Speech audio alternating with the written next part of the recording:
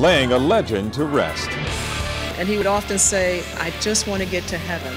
35 years after he stopped fighting, he is still the champion of the world. Thousands gathering to pay tribute to the greatest of all time. We all have an Ali story. It's the gifts we all have. A procession through the streets of Louisville. And an arena filled with fans and dignitaries, former presidents, and Hollywood stars, all to say a final goodbye to Muhammad Ali. What a day it has been today. The world said goodbye to the greatest in the city where it all began. But with a life so large, this funeral became a celebration. Local 10 News reporter Amy Viteri covering it all live in Louisville. Amy.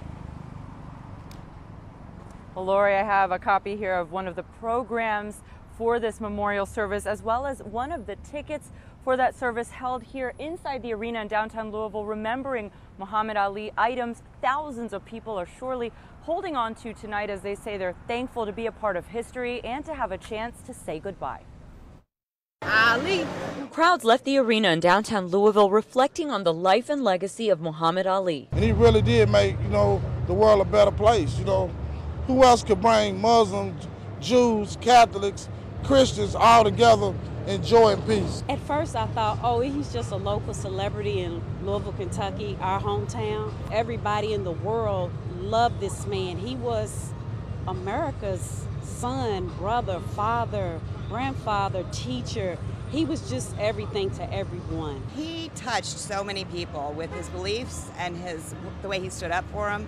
He was just an amazing person as well as an amazing athlete. They usually think of boxing, but he did so much more that I'm glad I got to learn about. Inside the KFC Yum Center Arena, Ali was honored in several speeches and eulogies. And as a family, we thank the millions of people who, through the miracle of social media, inspired by their love for Muhammad, have reached out to us with their prayers. Friday morning before the memorial service, thousands lined the streets of his hometown, chanting his name as the funeral procession passed by. Ali, Ali, Ali. Actor Will Smith waving to the crowds from the procession, distant relatives of the champ among those who showed up to pay tribute. The most important thing Ali said, the time you spend on earth today is the rent you pay to get to heaven. Ali forced us to take a look at ourselves. This brash young man who thrilled us, angered us, confused, and challenged us, ultimately became a silent messenger of peace, who taught us that life is best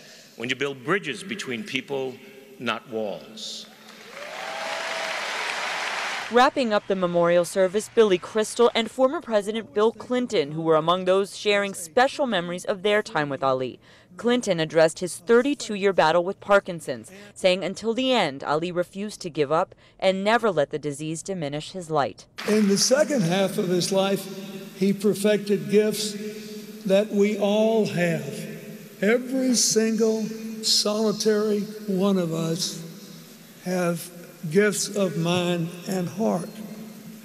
It's just that he found a way to release them in ways large and small.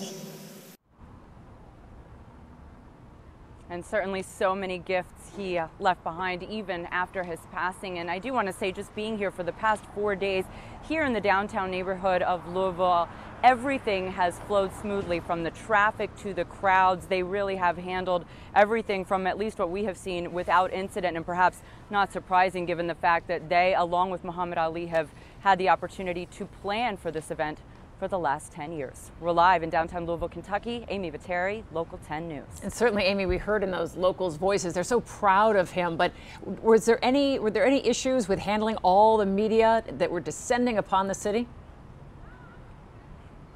No, everybody was very welcoming. Like I said, I think they expected us to be here, and very, very proud, I think, to have so many of us here. And we actually went to dinner here downtown and talked to our server, and he was saying that he called his boss before coming in. They were worried about crowds, people being able to get here, and he said he told his boss, you know what, no disrespect, but it's more important to me to see this memorial service, and I'll be there as soon as I can, and that his boss completely understood. So that's really been the spirit here in Louisville about this event. It is a day that the world and, of course, the city of Louisville will never forget.